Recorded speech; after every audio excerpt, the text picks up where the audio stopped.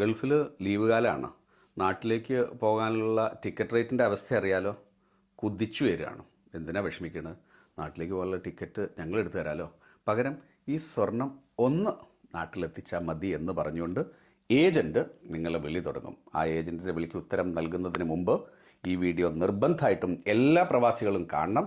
നിങ്ങൾക്ക് പരിചയമുള്ള എല്ലാ പ്രവാസികൾക്കും ഈ വീഡിയോ ഷെയർ ചെയ്ത് കൊടുക്കണം. മുമ്പ് ഒരുപക്ഷെ നിങ്ങളും ഇത്തരത്തിലുള്ള ടിക്കറ്റിനോ ചെറിയ ആനുകൂല്യങ്ങൾക്ക് വേണ്ടിയിട്ട് സ്വർണ്ണ കള്ളക്കടത്ത് നടത്തിയിട്ടുണ്ടാകാം. പക്ഷേ ഇന്ന് കഥ മാറിക്കഴിഞ്ഞു. മുമ്പൊക്കെ നമ്മൾ സ്വർണ്ണക്കള്ളക്കടത്ത് നടത്തി കസ്റ്റംസിനെ വെട്ടിച്ച് പുറത്തെത്തി പോലീസ് പിടിക്കപ്പെട്ട് കഴിഞ്ഞാൽ IPC CRPC ഈ വകുപ്പുകൾ പ്രകാരമാണ് കേസെടുത്തിരുന്നത്. ഉടനെ തന്നെ സ്റ്റേഷൻ ജാമ്യം കിട്ടും, പുറത്തു പോവുകയും ചെയ്യും. ഏജൻറ്റും നമ്മളോട് ഇതാണ് പറയുന്നുണ്ടാവുക. അഥവാ പിടിച്ചാലും എന്താ സംഭവിക്കുക? ഒരു സ്റ്റേഷൻ ജാമ്യത്തിൽ വീട്ടിൽ പോകണം, പിന്നെ പ്രശ്നമൊന്നുമില്ല എന്നല്ലേ. ഇപ്പോൾ IPCയും CRPSയും മാറി ഭാരതീയ ന്യായ് സംഹിത വന്നു. അത് വന്നതിൻ്റെ പേരിൽ എന്താണ് അപകടം എന്നറിയാൻ വേണ്ടിയിട്ട് കഴിഞ്ഞ ആഴ്ച ഇതുപോലെ തന്നെ കരിപ്പൂർ എയർപോർട്ടിൽ ഒരു 62 വയസ്സുകാരൻ മലദ്വാരത്തിൽ ഏതാണ്ട് ഒരു 900 ഗ്രാം സ്വർണവുമായി വന്നു. കസ്റ്റംസിൻ്റെ കണ്ണ് വെട്ടിച്ചു, പുറത്തെത്തി കരിപ്പൂർ പോലീസ് പിടികൂടി. സാധാരണഗതിയിൽ സ്റ്റേഷൻ ജാമ്യത്തിൽ വിടണമായിരുന്നു. IPC മാറി ഭാരതീയ ന്യായ് സംഹിത വന്നു.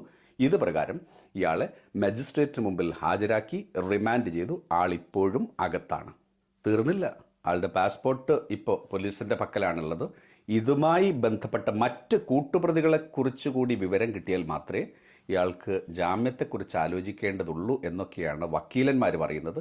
അതായത് പൊതുവെ കഞ്ചാവ് കേസിലൊക്കെ പിടിക്കപ്പെട്ട് കഴിഞ്ഞിട്ടുണ്ടെങ്കിൽ ഇയാൾക്ക് എവിടെ നിന്ന് കിട്ടി, എങ്ങനെ കിട്ടി എന്നൊക്കെ അറിഞ്ഞതിന് ശേഷമാണ് ജാമ്യം കിട്ടാറുള്ളത്. അതുപോലെയുള്ള വകുപ്പാണ് ഇപ്പോൾ നാട്ടിലേക്ക് അനധികൃതമായി സ്വർണ്ണക്കള്ളക്കടത്ത് നടത്തുന്നത് ഉൾപ്പെടെയുള്ള കുറ്റകൃത്യങ്ങൾക്ക് നമുക്ക് കാത്തിരിക്കുന്നത്. ഇനി വർഷങ്ങളോളം നീണ്ട കോടതി നടപടികൾ പൂർത്തിയാക്കി ശിക്ഷ വരുമ്പോഴോ പരമാവധി 10 വർഷം വരെ ജയിൽ ശിക്ഷയായിരിക്കും നമ്മളെ കാത്തിരിക്കുന്നുണ്ടാവുക. നാട്ടിലേക്കൊരു എയർ ടിക്കറ്റിനോ ചെറിയ ആനുകൂല്യങ്ങൾക്ക് വേണ്ടി സ്വർണ്ണക്കള്ളക്കടത്തിന് കൂട്ടുനിൽക്കുന്നവരെ കാത്തിരിക്കുന്ന ശിക്ഷയാണ് ഇവിടെ ഓർമ്മപ്പെടുത്തുന്നത്. അവിടെയും തീർന്നിട്ടില്ല. ഇതിന് ആര് സ്വർണം ഇദ്ദേഹത്തിൻ്റെ കയ്യിൽ കൊടുത്തുവിട്ടു എന്ന കാര്യം അന്വേഷിക്കാൻ വേണമെന്നുണ്ടെങ്കിൽ ഇവിടെ ഗൾഫിലേക്ക് വന്നു പോലും ആളെ പൊക്കാനുള്ള നിയമപരമായിട്ടുള്ള ബലം കൂടിയാണ് ഇപ്പോൾ കേരള പോലീസിനും ഇന്ത്യൻ പോലീസിനും എല്ലാം കിട്ടുന്നത് ഈ ഭാരതീയ ന്യായ സംഹിതയിലൂടെ. അതുകൊണ്ട് തന്നെ സ്വർണം കൊടുത്തുവിടുന്ന ആളുകൾ കൂടി ഒന്ന് സൂക്ഷിക്കുന്നത് നന്നായിരിക്കും. കൊടുത്തുവിടുന്ന ആളുകളെക്കാൾ ഉപരിയായിക്കൊണ്ട് ഒരു പക്ഷേ തൽക്കാലത്തേക്ക് ജോലിക്ക് വേണ്ടിയിട്ട് ഈ ഒരു കണ്ണിയിൽ ചേർന്നിട്ടുള്ള ഏജന്റുമാരും സൂക്ഷിക്കുക. ഈ ഒരു കൊടുത്ത് നാട്ടിൽ വെച്ചിട്ടുള്ള കാരിയർ പിടിക്കപ്പെട്ടു, അയാൾ ആദ്യം പറയുന്നത് നിങ്ങളുടെ പേരായിരിക്കും.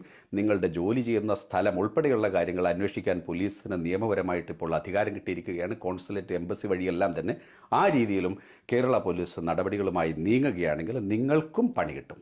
നിർത്തുന്നതിന് മുമ്പ് ഒരു കാര്യം കൂടി ഓർമ്മപ്പെടുത്തുകയാണ്. ഇത് സ്വർണ്ണക്കടത്തിൻ്റെ കേസിൽ മാത്രമല്ല, ഡോളർ ഉൾപ്പെടെയുള്ള വിദേശ കറൻസികളും മറ്റ് എന്ത് അനധികൃതമായി നിയമവിരുദ്ധമായി രാജ്യത്തേക്ക് കൊണ്ടുവരികയാണെങ്കിലും കസ്റ്റംസിൻ്റെ പിടിയിൽപ്പെട്ടാൽ ഒരുപക്ഷെ ശിക്ഷ കുറവായിരിക്കും.